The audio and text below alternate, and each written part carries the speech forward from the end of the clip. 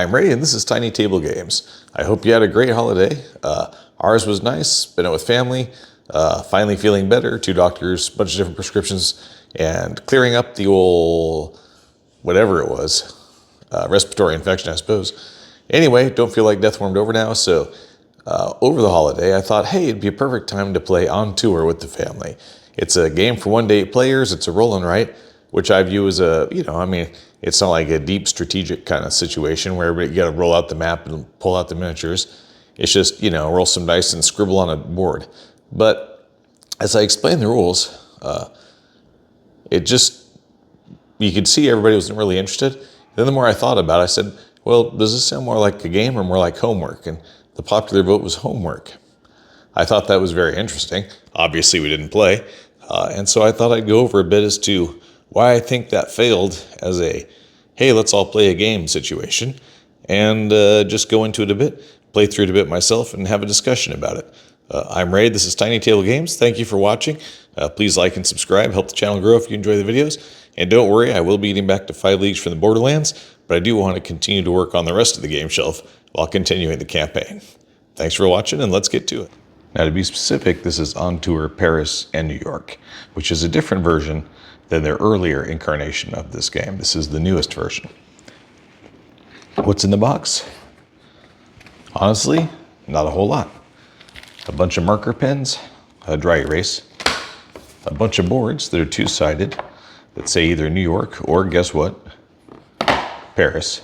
Some very large dice so everybody can see the numbers really clearly around the table, because there are 8 of these boards in the box. That's most of the box. A little instruction sheet and some cards. 1 set for Paris, 1 set for New York. Now, rather than just read you the manual or do a how to play overview per se, I'm actually going to go into this the same way I explained it to my family, who decided that this game sounded extraordinarily boring and kind of like homework. Okay, so you've got your board, Paris or New York. Doesn't really matter which. I guess you just go with which one feels less chaotic. In my opinion, Paris feels a little less chaotic. So, on a turn, whoever is the player, they roll the dice. Everybody gets to go every turn. On every time the dice are rolled, everybody gets to use their markers, and they get to put the number 5 somewhere on their map and the number 50 somewhere on their map. The point is, you're obviously going to be generating numbers each turn. So even if you get an 1, then it's a 10. You get the idea. I'm beating a dead horse. It goes from 1. So let's say in this case, 1, I'll put it in that circle because why not? Or a 10, I can put it over here if I want to. So, neat, I guess. This in itself did not enthrall anyone with the game. I said, but wait, there's more. Because the goal of the game is to be the person who has the longest tour route. See, that's where the tour part comes in. You're a band traveling around Paris. And you're trying to link your gigs together as much as you can. Now, nobody's going to get a perfect route, most likely. That'd be extremely unlikely.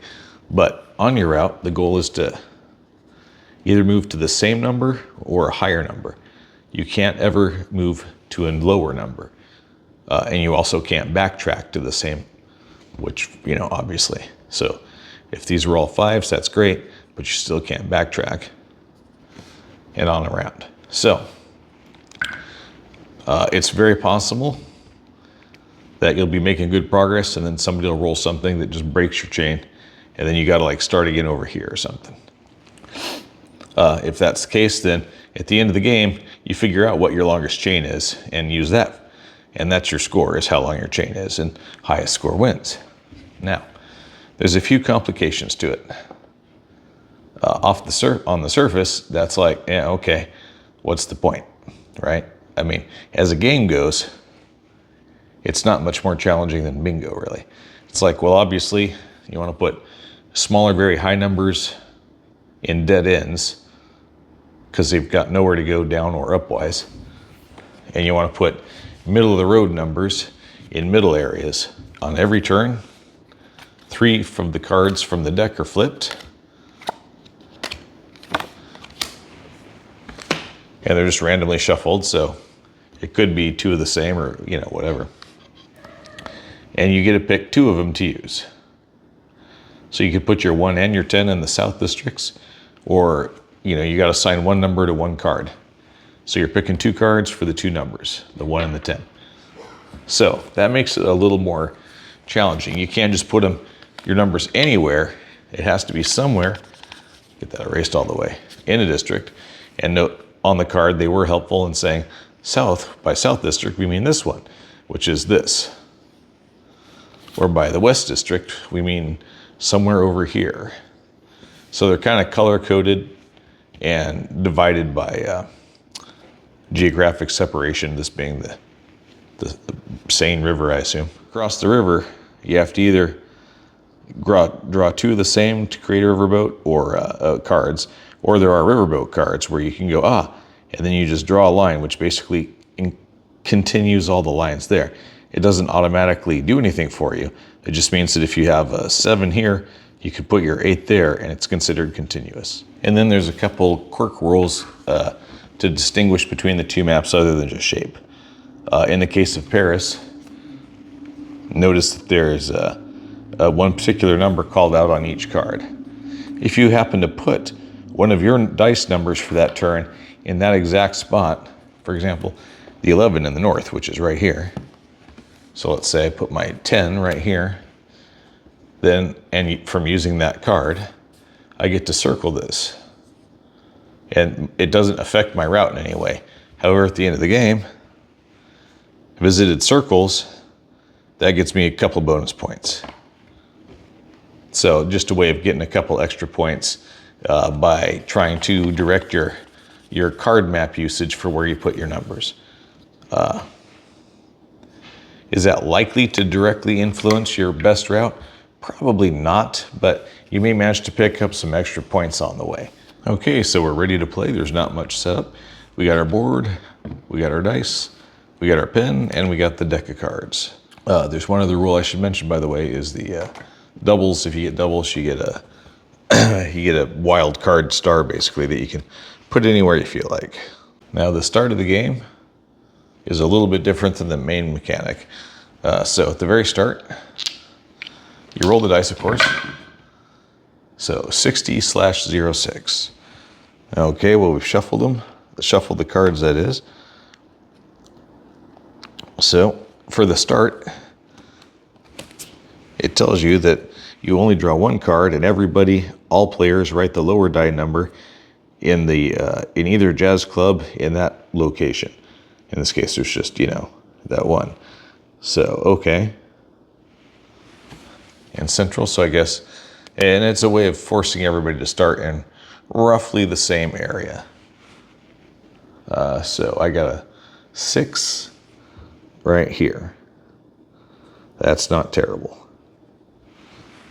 Now you draw another card, and everybody has to put it in that district, which they do not call a district. They use a French word. I'm not going to try. All right, and it is a 60. Now, do I want my 60 right there for extra points? Because I can circle it. I do not see why I would not. There we go. Now everybody else will have put their numbers somewhere in those 2 locations. And on we go with the game. 76 and 67. Okay, this time we draw 3 cards and figure out where we want to go. That's 60, so 76 isn't too far off of that, but 67 is even better. So what if we 60, and we put the 67 here using this one, and circle it because we're using the exact one again. And then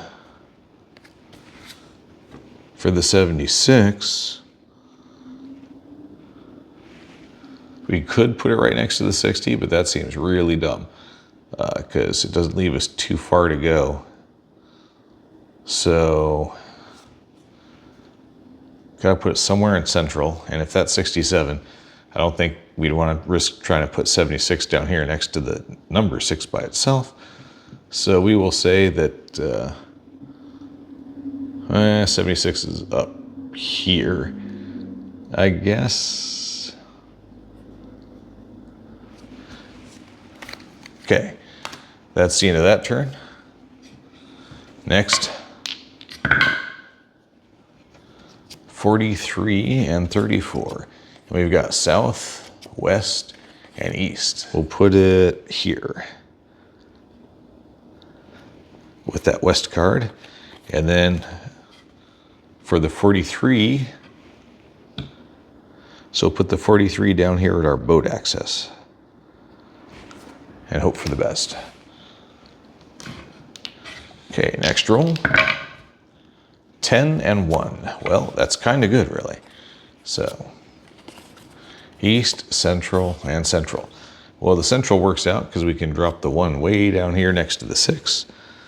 So we will. We'll put the 1 right here. And we'll also make the 6 more obvious because putting 0, 6 seems to be just mucking it up a bit. Plus, that green's really dark, so it's hard to tell a little bit. Okay, so there's the 1, and for the 10, 6, 7, 8, 9. You can put it in the east over here. So we'll put the 10 right here. Right, and off we go again. 46 and 64. And 3 more cards. We got 3 regions all the same, so we can use it as a star, which means you ignore the roll and just put 1 wild card star any place you want. Well, I mean, within the, it's got to be within the region, obviously. So somewhere down here, and it just counts as the next number, so you don't have to worry about it, which is great. Probably right here to be sure that the dock is usable no matter what. And mind you, everybody else on their own map are all placing these at the same time, so everybody's kind of playing their own game. So a 5 and a 50. My terrible rolling is kind of actually working out in this game. Okay, we got west, we got east, and we got west again. So we'll give up on the 2, 3, and 4 to put the 5 here. And this is a bonus number, so we'll just use it, because why not?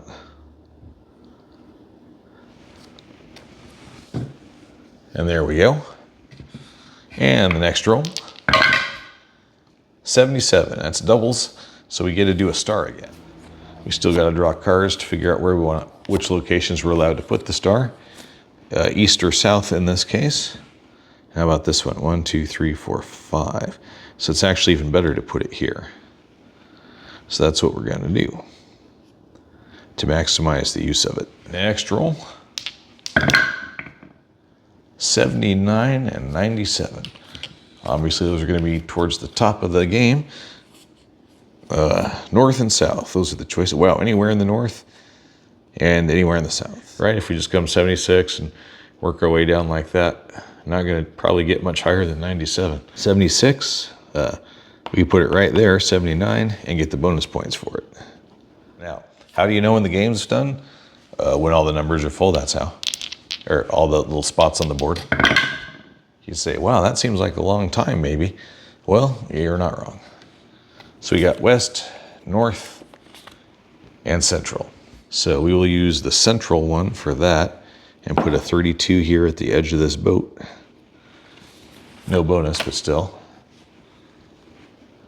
And for the 23, so what if I put it right here and get the bonus points for that? Does that seem wise?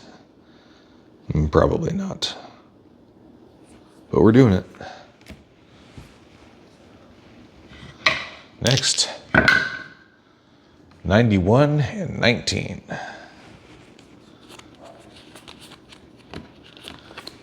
And we got a north, and a north. All right. Next roll. And you could always play along at home if you wanted to, because there's no reason if you didn't bust out your own map. It effectively, mechanically, is the exact same game. And we have north, north, and west. Well, I'm glad west is one of them, because at 94, there's no question that it's going right next to the 97. I think we'll probably put it right here between the 43 and the 50.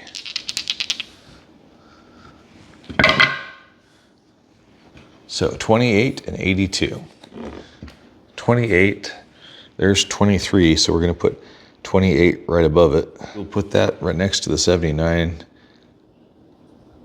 which pretty well is going to lock in 82 to 94. So we got some throwaway numbers starting to develop now. 77, so got the star of choice again. And it's going to either central or east. I'll put the star right here using the central, because there are 1, 2, 3, 4, 5 roads going to that circle. How many circles are there? That's a great question. I don't know the answer. Let's count them real quick. We got 6, 7, 8, 9, 10, 2, 5, 8, 10. So 10 and 10. And in the central, 3, 6, 10, 14, 15. So 10, 20, and 10. So it's going to be 30 rolls of the dice. Is your family going to be entertained for 30 rolls of the dice? I don't know. 79/97. Yep, central, central. And I got to shuffle this one more time. Central or west. It just means that my route is becoming like this. And they say in the rules specifically that you can, in fact, just start drawing your route as you fill it in, as you know where things are going. 79, 79 to 76. We're going to stick the 97 over here. Next, 34 and 43. Well, we got a 43 here already, so putting another 43 next to it is never bad business. That's assuming there's one in the east. Well, there's a north, another north, and a third north. Okay, so never mind those numbers. Instead, we're doing a star. I think putting another star right here. 43 and 34. Okay, east, east. Who shuffled these? You heard me do it. Let me shuffle them some more. So next up, north, north, south. I'll put it here next to the other 79 and see if we can reroute at some point towards the end of the game, if that becomes a possibility. So 38 and 83. And don't forget the cards. East, north, and central. Well, I guess the dead number is going to be up here.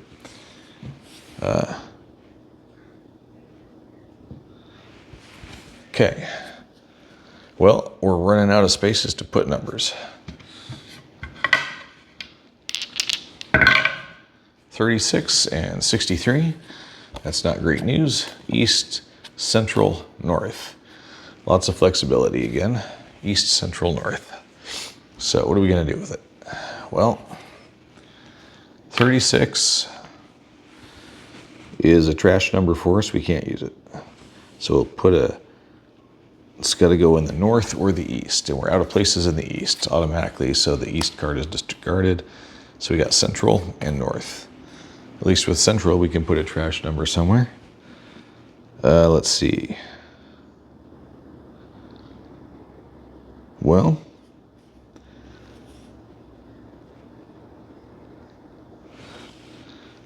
I guess that trash number is going to be right here. 36 and the 63. I'm not going to get to that 60. But I can use the 63, and we'll put it right there. So we're almost out of places to tour in Paris. 84 and 48. Those are discarded already. 84 and 48. And we got the west, finally, the north, and central. Let's bury the 84 in the west, which sounds funny, and put it right here. The rules tell you that when you get down to 2 empty jazz clubs, don't flip the cards. Just roll the dice and put the last 2 numbers in. So we're not quite there yet. 35, and 53. Choice of the west, the south, and central. Well, the west is good for 53. We'll just stick it over here in the dead zone. Thank you, west. Here, because this looks pretty dead at this point too. 9, I'll be darned. And 90. And we got west, central, and south. We will definitely use that, which means we got to rewrite this. So we will use our south for the 9, which means our route's getting a little bit longer down here. 6, 7, 9, 10. Then let's say 11, and it goes to this boat over here, because that's full down there now, so there's no point doing otherwise. Hops over that route and connects up there. So there's our south card. And then for the 90, we got a choice of the west or the central. Well, the west is full, so it's got to be central. And it doesn't really matter. So we'll say here, because that's just not going to affect anything. 55. Nope, we can't really. Okay. How many clubs did we visit? 1, 2, 3, 4, 5, 6, 7, 8, 9, 10, 11, 12, 13, 14, 15. Since this is, there we go. 15, 16, 17, 18, 19, 20, 21, 22, 23, 24. So we can say we visited 24 clubs. How many circles did we visit? 1, 2, 3. We only visited 3 circles. So 3 circles. Riverboat total. Okay, well, we took off from here and we landed there. So that's 1, 2, 3, 4, 5 for that one. Oh, I forgot that one. We actually visited 25. I forgot our last 97 over here. Silly, silly. So 25 clubs, thanks to that last 97 in a boat dock. So we got 1 point for that boat journey. Let's see, and then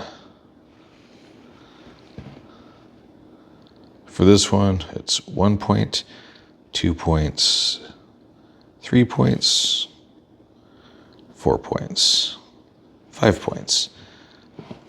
So that's 1 plus 5 plus this one, which is 1, 2, 3, 4, 5. 5. Another 5 as far as I can tell. So that makes it 11 points. Since they're counting of that slightly nebulous, so I'm just going with something consistent. 11. So that makes the total score 25, 36, 39. Is that a good score? I don't know. No idea. Was that fun? You tell me. I can tell you that nobody in my family thought that sounded like a great time. Why? Well, because it's all pure number optimization. The cards make it a little bit more challenging, but honestly, this seems more like something an AI should just find the optimal route for. I mean, it's not that. This would not be that hard to write an algorithm for, to say, given this range of numbers, make sure you put it within this range between here and there. And generally, you should be able to optimize your route. Given the same constraints of the 3 cards that they have to pick from.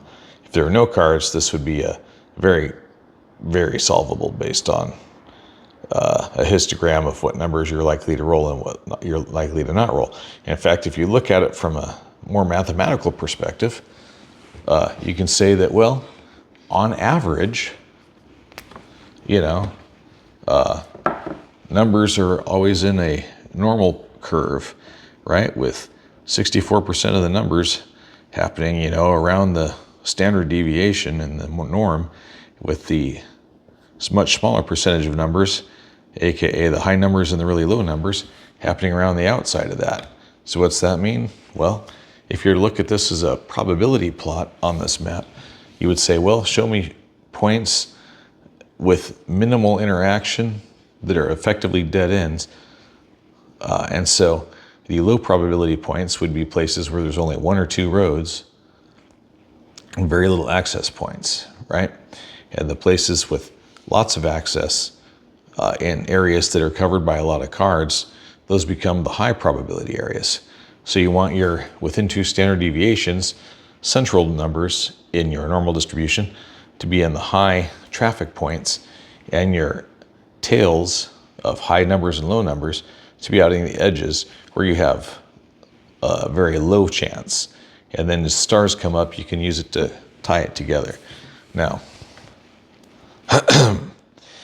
unless you're really into probability and looking at thinking about this map as a topographical representation of statistical probability of a D100, this is starting to sound a lot more like interesting math homework than it is an actual game.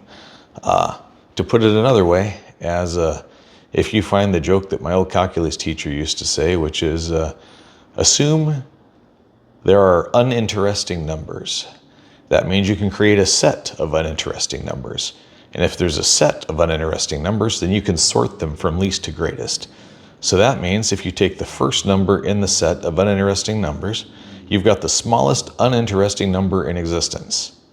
Now that's interesting. If you find that funny, you'll probably enjoy a game that's basically a topographical representation of probability of rolling a D100. If you don't find that funny and it just makes you roll your eyes and wish you could watch something on TV and hope the guy talking shuts up sooner or later, this is not the game for you. Because honestly, it's more just a satisfying exercise in discovering that your college level probability classes were in fact correct. And the only thing that changes from one game to the next, other than the cards, is you can switch out which map you're using, which slightly changes the topography. And slightly alters the probabilities based on what region it's in versus what cards are available. So, does this seem like a fun game compared to, say, 5 Leagues from the Borderlands or Battletech? No, it does not, and I'll tell you why. Other than all the stuff I've just gone through, is it's very deterministic. Even in Battletech, you get choices, lots and lots of choices. It's an open field. You move your mech across the battlefield. You take your shots. Sometimes it works, sometimes it doesn't.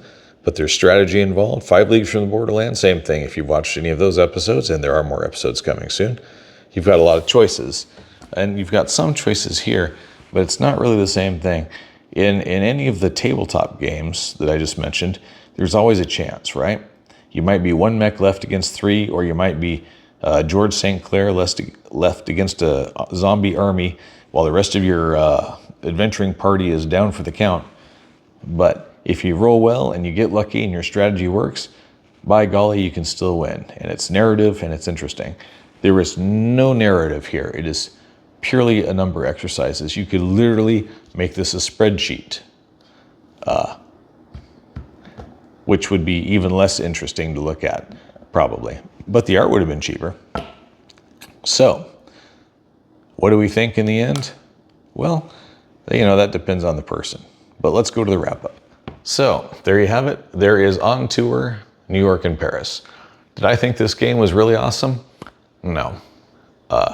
It really does feel more like math homework. You know, I honestly had thought people would be interested in playing it until I started explaining how to play it to my wife, Nicole, and the other people.